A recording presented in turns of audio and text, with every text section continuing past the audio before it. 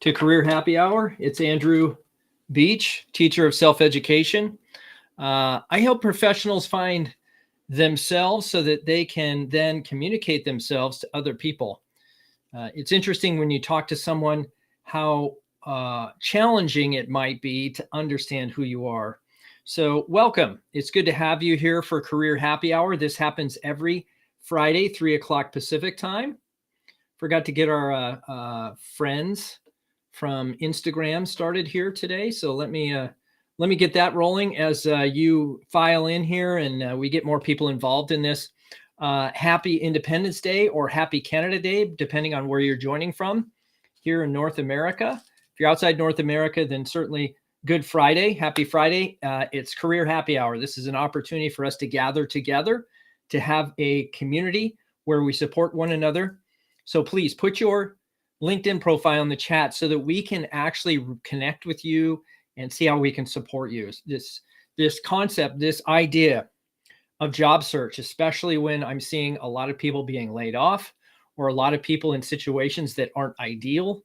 This is a community where we can ask questions, maybe get some answers or a little clarity about what our future might hold for each one of us, professionally speaking. If you put your LinkedIn profile in the chat, what you're signaling to everyone here today is that you are, yes, indeed, interested in connecting, and you would say yes if someone reaches out to you for an informational meeting. That said, hang tight. I'm getting our Instagram folks started here.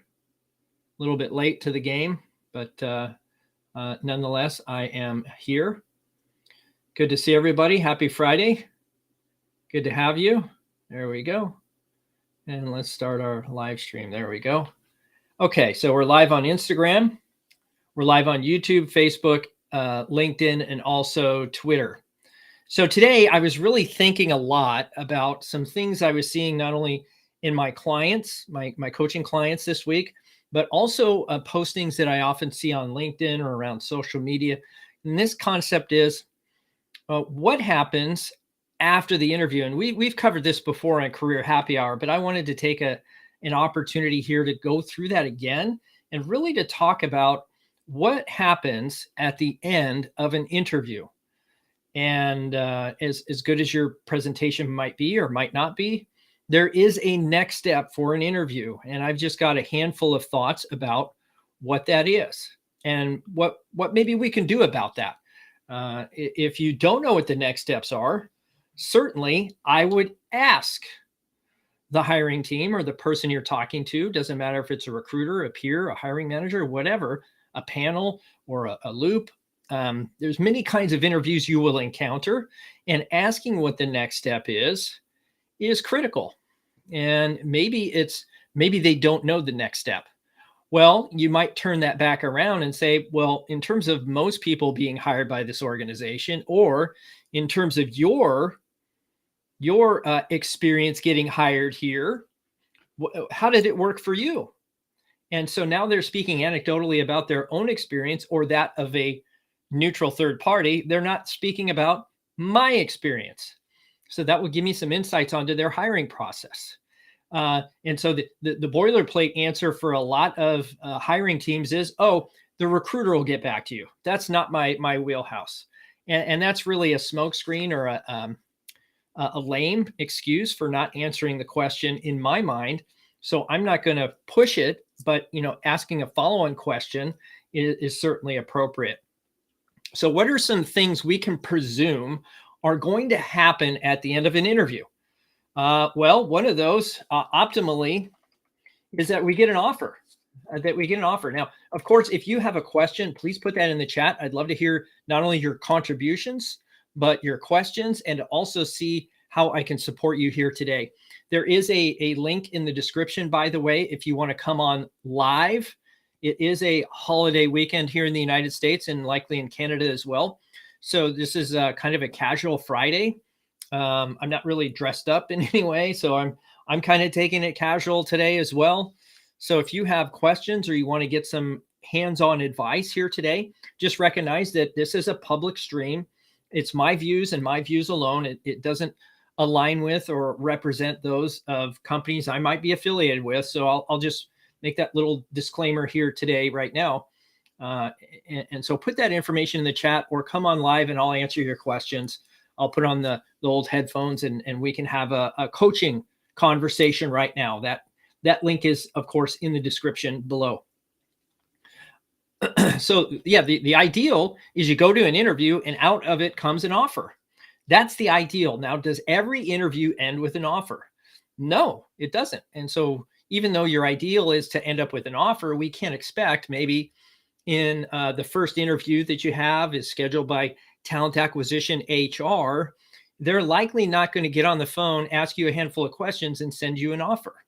In most cases, and depending on the level in the organization, that's not going to be your experience. They're initially trying to establish, do you meet a certain set of parameters, criteria, based on what you have written on the page? Do they feel that you would be a qualified candidate to put in the interview pool, the slate of candidates, if you will, to present to the hiring team and to actually put through the interview process? So in a lot of ways, that initial screen is a gatekeeper. It's not always, but in a lot of cases, it's a gatekeeping HR talent acquisition individuals. Outside of that, it could be a peer or a hiring manager trying to establish, depending on the strategy that the organization has in executing talent acquisition approach and talent branding, they may start with the hiring manager. And a lot of organizations start with the hiring manager. And I think it's genius in my mind that you start there, because it demonstrates a lot to the candidate that they think it's important enough to involve the hiring manager early on in the process. It's a great strategy. I wish more companies did it, but it's not, you can't presume that the experience you have at one company is going to be replicated at another. We just take the interviews as they come to us and we follow a process. And many HR talent acquisition functions are process driven. So we just need to know, what's the process? And so at the end of an interview could be an offer. At the end of an interview could be another interview. So we can presume, in fact, that at the end of an HR talent acquisition screening, there is another set of interviews of some kind. Could be a one-on-one, could be a panel, could be a loop, doesn't matter. But there's another interview at the end of that conversation. And so if I don't know exactly what the next step is, could I assume or presume for just a moment that the next step is another interview? Then I could ask the talent acquisition HR person while I have them at the interview, whether that's on the phone or a Zoom or a Skype or a Microsoft Teams or what do you call it? A FaceTime on your phone. Doesn't matter. You have that person's attention at that time. As long as you have them on the phone, please ask them, what is the next step? When and how will that happen? What is the next step? When and how will that happen? What does that allow you to do? That allows you to know, number one, what the next step is, when it's going to happen, and how that's going to go forward. Is that through the automated system? Is that a phone call? Is that an email? Am I going to get that from you, or am I going to get that from a Workday or Taleo or their applicant system? What is that going to look like? So it's nice if they can give you a heads up on what that will look like and what is the next step and when and how will that happen. Now, I can presume and take that a step further and say, well, I presume the next step is an interview with the hiring manager. I have my calendar open right now. When are you scheduling those in?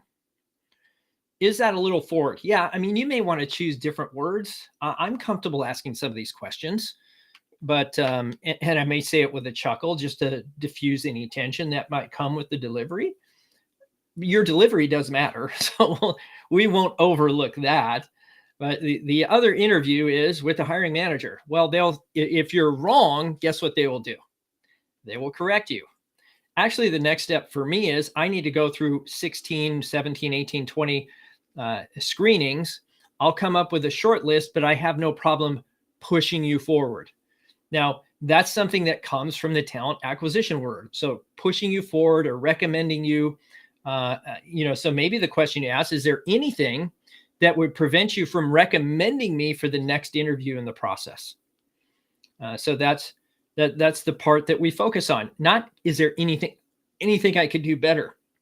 I think we get stuck on that, right? We feel we've been disqualified. And so we ask, what could we do better? It's a natural question to ask. It's not going to get you the answer that you want. It's going to get you a boilerplate response. Well, you just don't meet our requirements. Okay, that's really generic, kind of a smokescreen. It's not giving you any kind of, how would you say it, valid information that you can go on, because they have a fear, rightfully so, in talent acquisition HR, that they're going to be sued if they say something inappropriate or wrong, or that might be construed as discriminatory. I get it. And so we need to ask some questions that they can actually answer truthfully. What would prevent you from pushing me forward in this process? What about my qualifications, my experience, or anything I shared do you still have questions about that would prevent you from pushing me forward in the hiring process? I think that's a genius question that we should all get really good at asking, and then shutting up and waiting for an answer. And I've used this effectively, and people that I've coached have used it effectively. So I think you could do it too. It's okay to ask questions. You should know, what is the next step? Even if it's a no, I'd rather leave that interview knowing it's a no, rather than waiting and praying and crossing my fingers and, watching my phone and looking at my emails, wondering what's the next step. Better to know than to wonder. That's what I would say. So better to know than to wonder, even if it is a no. So what could be the next step after an interview? What's another potential next step? And one of the next steps is nothing. Nothing can happen. And that's frustrating. I think for most people, when they have that experience, it's really frustrating that if I go through an interview and what I get is nothing back, nothing at all. I mean, not even an email, no context, no follow-up. You may send them an email, you might leave them a voice message. You get nothing. It's super frustrating. Even more important to know at the interview what the next step is, so that you know how to follow up with the right people and what to do about it. Now, this is independent, by the way, of anything you might do in terms of interview preparation or post-interview activity. We're talking about, at the tail end of an interview, knowing what the next step is and presuming some things. So that's where we're taking that tack here today.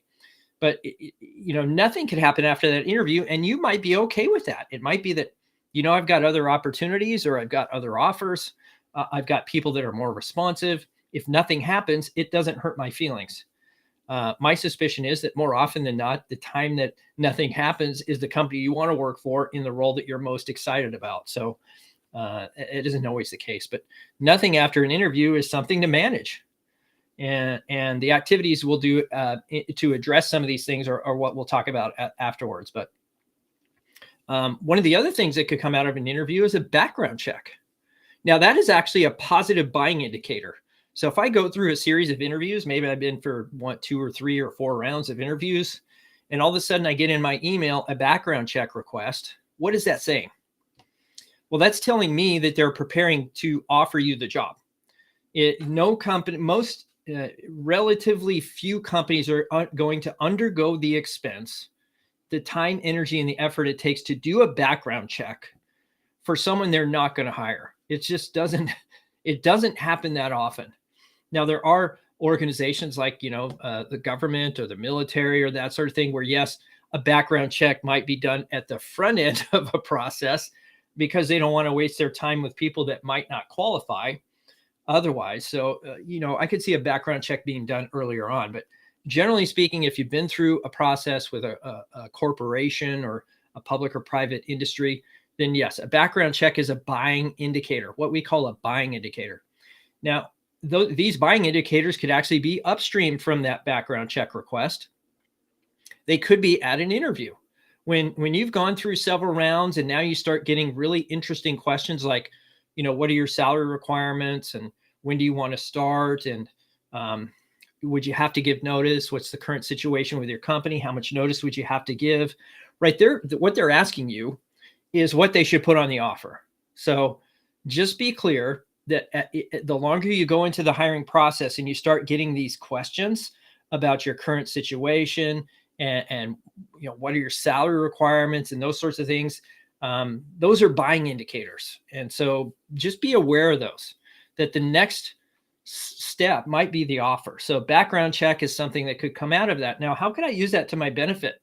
Well, if I've been through several of these rounds and I feel like we're close to an offer, and just kind of a way to nail them down is we could either do the reference check offer or the background check offer. So how would that look? Well, hey, I presume, I believe I'm the ideal candidate for this role. And I think the next step is probably a background check. Is that something I could authorize now, or would you be emailing me that? Well, no, actually, we have to check your references first. Okay, great. I've got those right here. I'll email them to you right now. Do you have those in your inbox or whatever that looks like? If you're at the interview and that you get their permission, would it be okay if I send those to you now? And you wait for the yes. You pull out your phone and you have them at the ready and you send them off right then. Did you get them? Are they in your inbox? Yeah, I got them. Great. Now that we have that taken care of, you'll likely do those in the next few days. What is our next step? When and how will that happen? Okay, so you're being proactive and you're presuming things and you're helping them navigate what in a lot of ways is a very task intensive process. I mean, think about all of the steps that have to occur to hire somebody, to onboard somebody, to get them in the door, all of the documentation, the training, the onboarding, the hiring and onboarding process is very task intensive. So if I can make it easy on a hiring team to bring me on board, they're more likely to do so. And they're going to appreciate me for being proactive, being understanding, being empathetic. I think there's a lot of value there. So yes, background checks, reference checks. You can presume that that's one of the next steps at an interview. And when you get that, just presume that that's the case and ask for them, to authorize now or to send now or to give them something now. Don't wait for that to happen later on, if you know what I mean. So good. So the next steps again would be an offer, another interview, nothing, and a background or a reference check. The next one might be a meeting or a luncheon or something like that with some executive leaders. I say executive leaders, but there might be somebody in the organization that's designed to be, how would you call it? At Amazon, I think they call that the bar raiser. I'm not sure they still do bar raisers anymore, but they might. And but it's some kind of an interview, more informal in nature. That's just kind of a get to know you. How do you fit with our culture? What questions do you have? It's really a checkbox interview to make sure that you are indeed the right candidate for this role. And it's not as high stakes in nature, but it certainly is high opportunity for self-promotion or establishing your reputation in that organization so that when you come on board, you have someone, an advocate, a mentor, that sort of thing that you can leverage as you onboard yourself. So yes, at the end of the interview might be a meeting with the executive leaders or a leadership team or someone in a more informal context that's going to be providing a validation tool to make sure that the interviewers were good in their selection and that you meet kind of the cultural requirements of the position. So you could presume, hey, I've met with the team. I've done a practical test of some kind. We'll talk about that in a second. I've done the panel interview. I maybe even have done a presentation.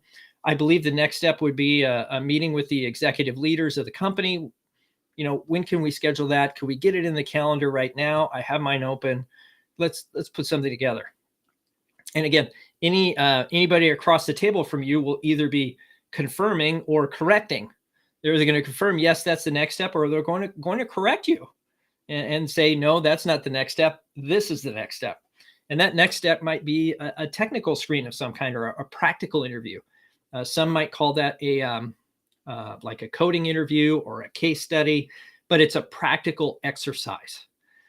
In my domain, learning and development, that might be actually teaching something.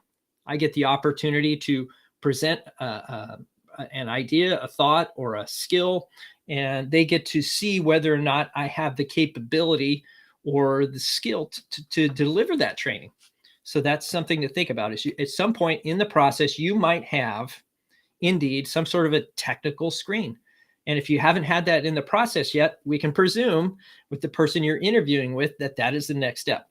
Hey, I assume the next step is likely a screen of some kind, maybe what they call a teach back in our industry, or a coding interview or something of that nature.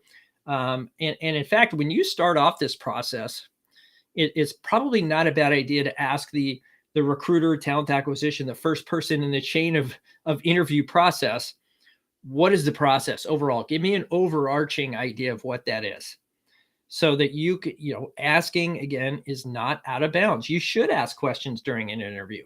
As much as they're asking you, you should ask them the questions as well that are going to help you understand the process better, going to position you better, going to demonstrate whether or not this organization is a fit for you.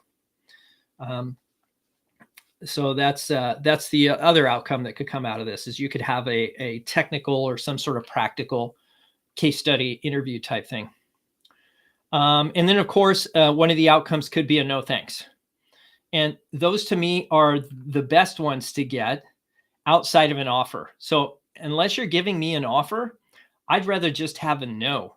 And not that I'm pushing for a no, but if it is a no, I don't want your no to be a maybe. Maybe you'll move forward. I don't know. I'd rather have a no thanks. And if it's a no thanks, I think that you need to be okay with that. And the people delivering that news should be okay with that too, albeit they should have a little more diplomacy, a little sensitivity in delivering that information. But a no thanks is much better than a maybe, or we'll get back to you.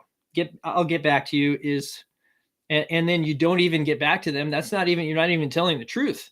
So what do I take away from that about you and your company and your talent brand? And do I want to work there? There's a lot of things that could be communicated during an interview process that would cause somebody not to want to buy your product or service ever. And I would hate for that to happen. I would hate for any organization, because they made a simple mistake or they weren't able to be honest, that somebody decided they didn't want to buy your product or service anymore. I don't know that anybody would want to have that kind of a situation. So again, so let's run through the outcomes that could come from an interview. Could be another interview, could be nothing, could be a background or reference check, could be a meeting with an executive leadership team, could be a technical or practical screen, could be a no thanks, or indeed it could be an offer. Offer would be optimal. So those are just a handful of things that could come out of an interview. Generally speaking, it's not an exhaustive list, but a most common list, I suppose. They could ask you to do an assessment. There's other things that could certainly happen.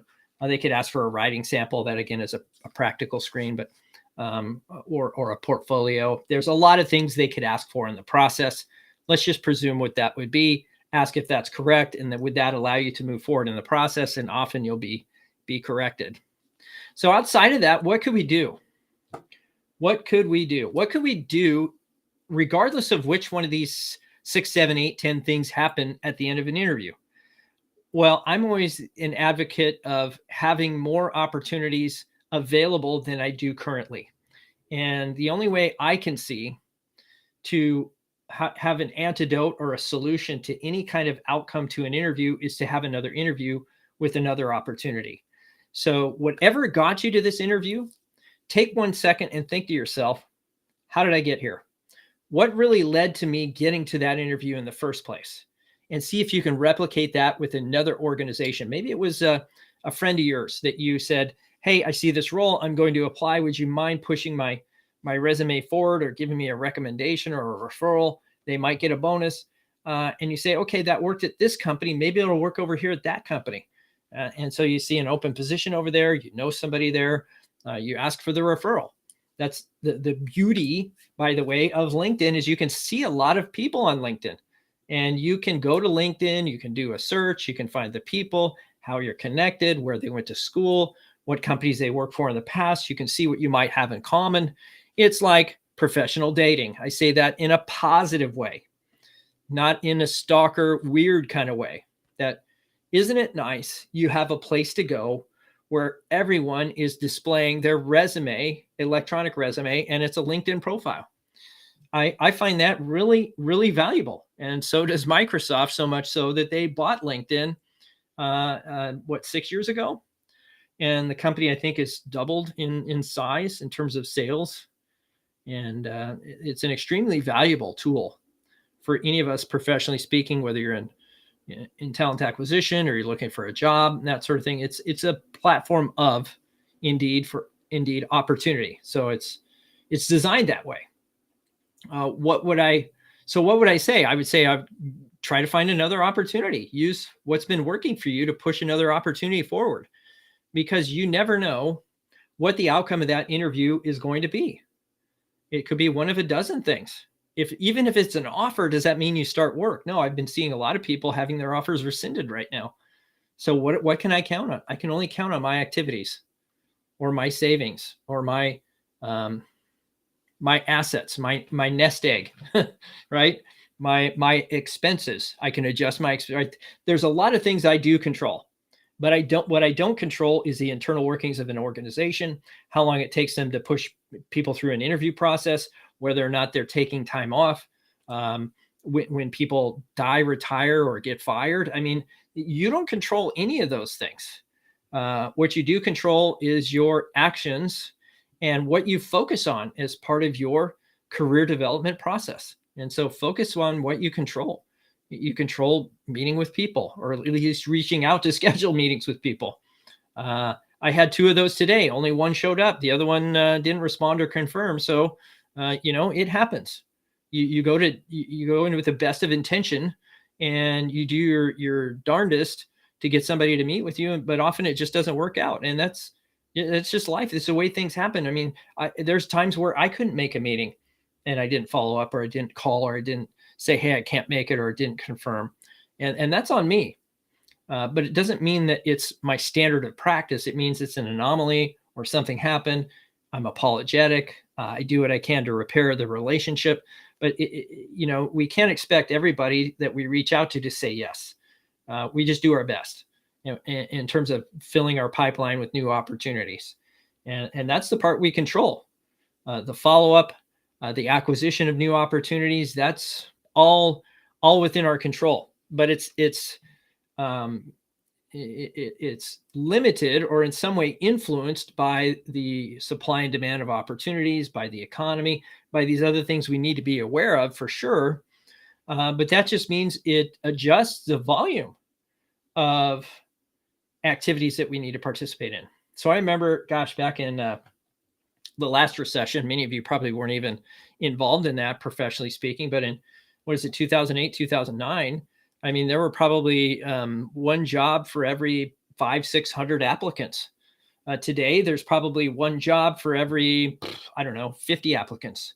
So there's a much different status in terms of the makeup of the supply and demand of opportunity right now.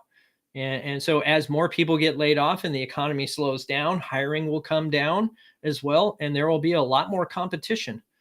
And so we need to be very proactive in identifying the warning signs of a layoff, or the economic impact on our business. Do we see a decrease in volumes? Can we feel that the work is kind of slowing? And if that's the case, should we dedicate some time to brushing up our resume, or amplifying our LinkedIn presence and profile? We need to pay attention to what's going on. It could be the exact opposite. Maybe the economy declining actually increases your business, and you're feeling overwhelmed, and you maybe need to bring some other people on. So maybe you're positioning yourself for a leadership opportunity to really be able to scale your business. I'm not sure what your situation is, but if you're interested, I am willing to support you in any way I can. In fact, you could, down in the description, there is a link there to fill out an application if you would like to coach with me. I'm accessible, available, and willing to do that. Let's see, we've got a question, or a comment, I suppose, from Tracy. That's great, Andrew. We need to be well prepared for an interview where we demonstrate our skills. Yes, you do. I prepared sample documentation for my interviews. Be prepared and focus our control what we can. Yeah, you can control the quality and quantity, the volume of your preparation for an interview. You don't control the outcome of the interview or the hiring process. So yes, you're right. You control the preparation, and understanding that you should wind into that strategy. What is the next step, when and how that will happen, and presume what that might be. And then you can influence the question asking process at the end of the interview to your favor. Okay, that's the whole idea. Use this time to build skills too. Yeah, so one of the great ways to build skills is by doing the networking, the informational interviews, and to share your stories and to work on your elevator pitch or your branding statement or that sort of thing. So the nice thing about building skills is you can do that through networking. And it's so funny, when we did the podcast, we did like 80 episodes of the podcast, jobseekersradio.com. You could listen to the podcast there. But one day Scott and I looked at this, and I think I might have mentioned that last week, but we looked at each other and we said, in job search or career development, all roads lead to networking. If you want to develop skills, great, do some networking. You find out what skills are needed. You can improve your skills while you do it. It's really kind of fascinating how networking is the answer to a lot of things. And if you're not quite sure what networking is, there is some resources on that website, jobseekersradio.com, that will allow you to understand better how to network, what's involved, what should I be worried about, how should I structure the conversation, that sort of thing, so that you have an idea of how to approach that. Tracy, coming back again, use this time to network, mentor, be mentored, and volunteer. Yeah, pay it forward. I think we might have talked about that last week, but this whole concept of paying it forward when it's good for you and things are working and you feel like you're in a good place, this is a time to pay it forward, to help someone else out. And I see a lot of that happening gladly on LinkedIn right now. I see a lot of people in a good place that are saying, hey, I see a lot of my coworkers or my connections in a bad place. You can rely on me. I'll review your resume. You can rely on me. I'll refer you into our organization. If you take the time to reach out to me, I will say yes to a conversation. This is good. I like to see this. The level of empathy here is good. And when people offer, I would just take them up on the offer. It's not really not that complicated. So good for you, Tracy. This is indeed a time to be doing something productive, whether that's volunteering or mentoring or being mentored, networking, offering value, making contributions, being an asset. I mean, that's why, honestly, that's why I do these career happy hours on Friday. I don't do it because I want to get something out of it. I do it because I want to practice my craft. I want to add value. I want to give you something that might help you. I'm here to make the contributions. I'm not here to take anything, really. If someone wants to coach with me, I'm not going to stop them. But the idea here is I want to add value. I want to do what I can to help someone. And if they coach with me, great. If they don't, that's okay too. I'm not going to be judged based on whether or not I'm not going to judge you based on whether or not you coach with me. I'm going to, maybe look at this as an opportunity to add value to this community called Career Happy Hour. So if you want to, and I hope you want to, I would share this broadcast out. If you got something out of this, send it in a private message to someone you think is wrestling with interviews or having a challenge there. Post it to your profiles on social channels. Let's get some individuals involved in this process so that we can expand Career Happy Hour beyond what's just happening on Instagram, on Facebook, YouTube, LinkedIn, Twitter. I'm multi-streaming on all those platforms right now. So if you would please click the link below, share it out with your networks if it is appropriate. If it's not, send it in a private message to at least one person that you think might get some value out of this. And then certainly put any questions you have in the description or the comments below. I do monitor the comments on all these platforms. So if there's something that you missed, or if you want to put it publicly in the comments, you can, or if you want to send me direct message, that's easy. More often than not, you can reach me on LinkedIn. So the handle there is Branding Dynamo. So linkedin.com/in/Branding Dynamo. Or if you go to LinkedIn and just type in Andrew Beach, you'll likely find me there. No problem. Good. So that does it for this week's Career Happy Hour. Unless you have other questions, I will bid you adieu. happy Canada Day and happy Independence Day for those of us in America, in the United States. It's a great weekend holiday, and I'll see you next Friday for Career Happy Hour.